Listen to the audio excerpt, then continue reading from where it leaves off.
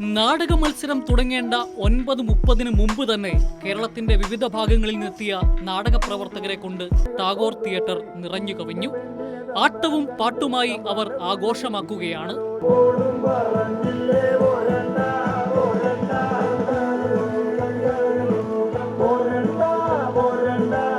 ചുമ്മാ ഇരുന്ന് നാടകം കാണുക മാത്രമല്ല, ഓരോ നാടകത്തെക്കുറിച്ചും കൃത്യമായ വിലയിരുത്തലുകൾ കയ്യിൽ കരുതിയിരുന്ന നോട്ട്ബുക്കുകളിലേക്കും ഡയറികളിലേക്കും പകർത്തുന്നുണ്ട് ചിലർ.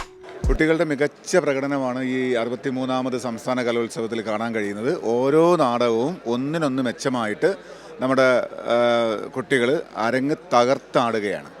ഈ കാണികൾക്കും സത്യം പറഞ്ഞാൽ വളരെയധികം ആസ്വദിക്കാൻ കഴിയുന്ന രീതിയിലുള്ള ഒരു നാടക ആസ്വാദനം തന്നെയാണ് നമുക്ക് ഈ വേദിയിൽ കിട്ടുന്നത്. കഴിഞ്ഞ ഒരു 5-8 വർഷത്തെ നാടകത്തിൽ ഹൈസ്കൂൾ നാടകം മൊത്തത്തിൽ നിലവാരം, ആദ്യം കളിക്കുന്ന നാടകങ്ങളൊക്കെ നിലവാരം വന്നത് ഈ നാടകത്തിലാണ്, ഈ പ്രാവശ്യമാണ്. 1-2 നാടകങ്ങൾ മാറ്റി നിർത്തി കഴിഞ്ഞാൽ വളരെ പ്രതീക്ഷയ്ക്കൊത്ത് എല്ലാ നാടകങ്ങളും ഉയർന്നിട്ടുണ്ട് എന്നുള്ളതാണ് വിശ്വാസം. ആഹാരം കഴിക്കാൻ പുറത്തേക്ക് പോയാൽ സീറ്റ് നഷ്ടപ്പെടും എന്ന ഭയത്താൽ ലഘുഭക്ഷണമടക്കം കരുതിയാണ് പലരും നാടകം കാണാനെത്തിയത്.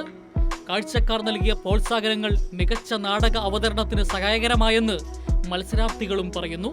നല്ല രസമുണ്ടായിരുന്നു. ഇന്ന് എല്ലാവരുടെ ഓഡിയൻസ് ഒക്കെ നല്ല രസമുണ്ടായിരുന്നു. അപ്പോൾ നമുക്ക് ഫസ്റ്റ് കൈയിട്ടോടെ കളിക്കാൻ കുറച്ച് സുഖമായി. അങ്ങനെ കളിച്ചു.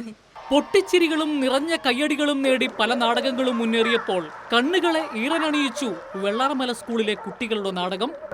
നാടകം കൊണ്ട് അവർ ഇന്ത്യൻ ഭരണകൂടത്തോട് ചോദ്യം ചോദിക്കുന്നു.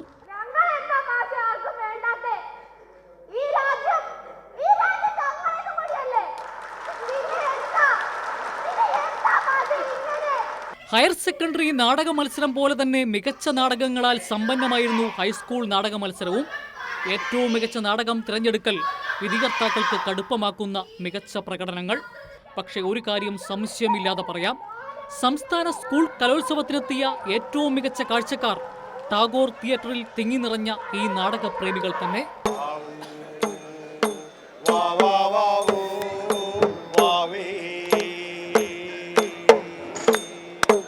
ക്യാമറാമാൻ അഖിൽ ഷായ്ക്കൊപ്പം ജോസഫ് സെബാസ്റ്റ്യൻ, കൈരളി ന്യൂസ്.